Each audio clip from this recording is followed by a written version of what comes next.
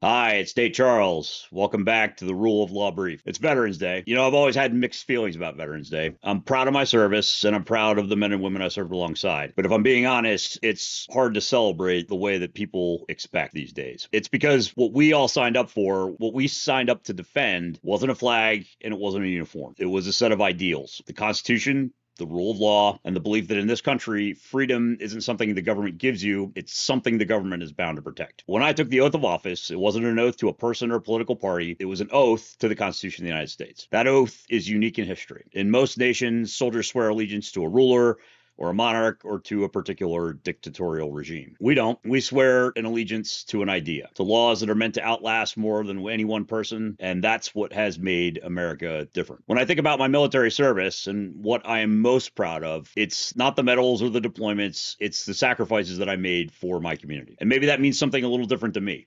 I grew up in a household that was deeply immersed in the law, a family that understood why it mattered and what it was doing every single day to keep society functioning, to protect people's most fundamental and cherished rights. That understanding shaped everything about how I served. What I expect from my community in return is simple. Don't undermine that sacrifice. Don't take the freedoms we fought for and hand them away to someone who disdains the very Constitution that protects them. And I have to say that all of this, acknowledging that there are a lot of veterans out there who support Donald Trump. And look, I get it, at least on some level. I understand why some people in the military find him appealing, but I also think that that is incredibly foolish. People who are really comfortable in the military, who actually enjoyed the rigors of that lifestyle, were often people who were comfortable with authoritarianism. And the truth is, the military is an authoritarian institution. There's no question about that. It has to be. Unity of command, strict hierarchy, that's what makes the military function. That's what keeps people alive in combat. But that's exactly the point. I didn't enjoy that lifestyle. I was proud to serve, and I'm proud of what I did, but I didn't enjoy living inside an authoritarian system. For me, that was part of the sacrifice. Because when you serve, the military doesn't just own your working hours, it owns your life. It tells you where to live, when to sleep, what to wear, when to eat. It invades every part of your existence. And I accepted that willingly because I believed in what I was protecting, a civilian society that wasn't authoritarian. I was willing to live under that system so that the people I loved could live free from it. And that's what makes the last few years so hard to stomach. Because what I see now is people, including many veterans,